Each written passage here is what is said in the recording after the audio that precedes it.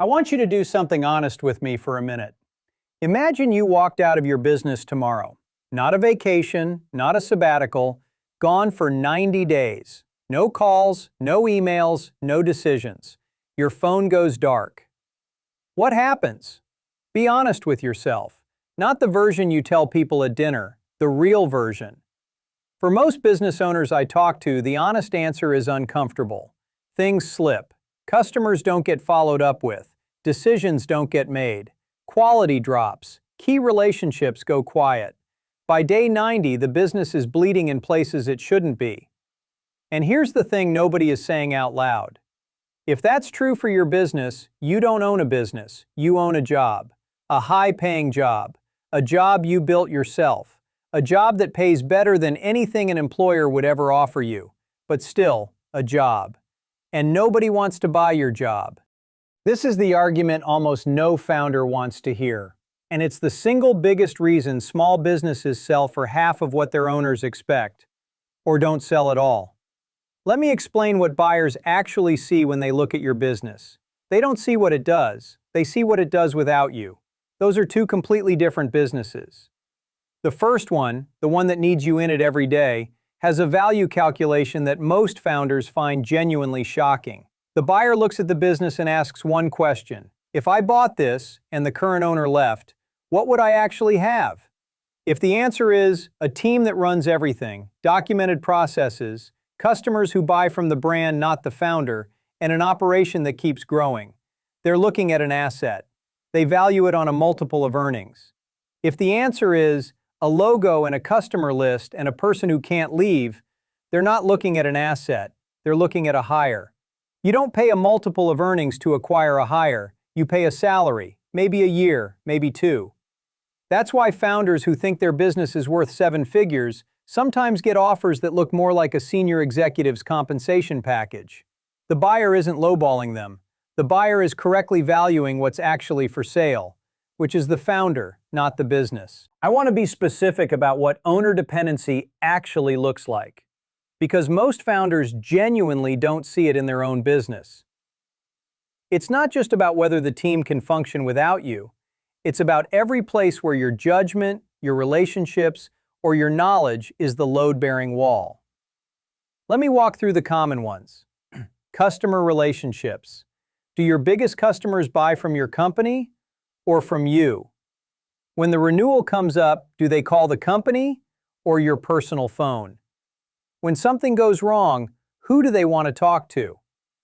If the honest answer is they want to talk to you specifically, that relationship doesn't transfer to a buyer. It walks out the door the day you do. Vendor relationships. The supplier who gives you favorable terms because you've worked together for 10 years. Is that arrangement documented anywhere? Is it written into a contract? Or does it exist because of trust between two specific human beings? If the buyer takes over and the supplier suddenly has different payment terms or pricing, the entire margin structure of the business changes overnight. Operational knowledge. The sequence of decisions you make every morning that keep the operation running. Are those documented anywhere? Could a competent operator step in tomorrow and run the business by following written instructions? Or does the business run because you've internalized 1,000 small judgments over the years that have never been written down once? Key employee dependency. Sometimes it's not even you. It's a key employee who has been with you forever. The one who knows everything. The one who would also leave the day you do. That's still owner dependency from a buyer's perspective. The risk is concentrated in specific people who aren't contractually bound to the business after a sale. Now here's the part most founders need to actually hear. The longer you've been running the business, the worse this usually gets. Counterintuitive, but true. When you start a business, everything is in your head because there's nobody else. As you grow, you build systems out of necessity. That's good. But somewhere around year 3 to 5, most founders stop building systems and start absorbing complexity personally. They handle the weird customer issue themselves. They make the unusual hiring call themselves. They negotiate the difficult vendor situation themselves. Every time you do that, you're getting better at your job, but you're making the business less sellable. because every situation that gets resolved through your personal judgment is one that doesn't have a documented playbook. After 10 years of being the person who handles everything that doesn't fit the system, you are the system. And the business, it is just a vehicle for your judgment to operate inside. That's the trap. The thing you got rewarded for during the build phase is the thing that destroys value at the exit phase. I want to give you a real example. The numbers are real, identifying details aren't. There was an agency, marketing services, 8 years old, just under $2 million in annual revenue. Genuinely profitable. The founder had built it from scratch. She came in wanting to sell, 2 kids, burned out, ready for the next thing. We looked at her financials, strong, margins were healthy, growth was steady.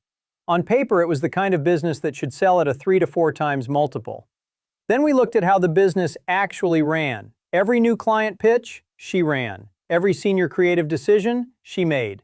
Every important client check-in, she led. Every hiring decision, she approved. Every project that went sideways, she fixed. She had a team of 14 people, but there wasn't a single decision worth more than $5,000 that didn't go through her. The first buyer offered $600,000, with 3 years of earnout tied to her staying involved. She was looking at a multiple of around 1.5 times, for a business with healthy margins and steady growth. The earnout structure tells you everything. The buyer was essentially saying, "We're not paying for the business, we're paying for you to stay. The business without you isn't worth the headline price." We spent 6 months restructuring how the business operated, not changing what it did, changing who did it. Senior team members were given decision authority on specific account thresholds. The pitch process was documented, and a second person was trained to lead it. The most important client relationships were transitioned to have a named secondary contact. Hiring criteria were written down. Project crisis playbooks were created from her actual decisions over the previous year. She still ran the business, but the business no longer required her to run. The second sale process, 12 months later, final price, $1.4 million, cash at close, no earnout, same business, same revenue, same customers, same team. The difference was $800,000 and 3 years of her life. That's what owner dependency costs. So, what do you do with this? If you're more than 3 years away from selling, you have time to fix this properly. And the framework is the same one that just worked for the agency owner. 3 things. First, for the next 30 days, track every decision you personally make. Every one. Write them down. Categorize them. You will be horrified by how many things land on your desk that shouldn't. Second, for each category of decision you make repeatedly, write down the criteria you use. Not the answer, the framework. When a customer asks for X, I consider these 3 things, and the decision is yes if Y, no if Z. Document the framework, then hand it to someone competent on your team and let them make those decisions for the next quarter. Third, for every key relationship the business has, customer, vendor, employee, identify whether it's owned by the business or by you personally. The ones owned by you need to be deliberately transitioned to be owned by a role within the business. Not because you don't want to be involved, because if you ever want to step back, the business needs to be able to run those relationships without you. If you're less than a year from wanting to sell, you have a different problem. You don't have time to remove yourself from the business properly. Your best move is to be honest with potential buyers about what they're acquiring, structure the deal with a reasonable transition period, and accept that the multiple will reflect the reality of what you're selling. That's a worse outcome, but it's an honest one. And honesty about owner dependency is the only thing that prevents the much worse outcome, a deal that falls apart in due diligence when the buyer figures out for themselves what you wouldn't tell them. There's a way of thinking about this that helps. You're not building a business. You're building an asset that produces income whether you show up or not. The day those 2 things are the same thing is the day you actually own something. Until then, you have a job. A good one, but still a job. And the only person who can buy your job is you, every day, by going back to work in it. That's the argument. If you're a founder who's been told for years that being indispensable is a virtue, I'm sorry, it isn't.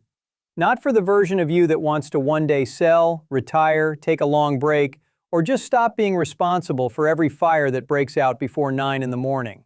Building something that doesn't need you is the harder version of the work, but it's also the version that actually gets you paid at the end.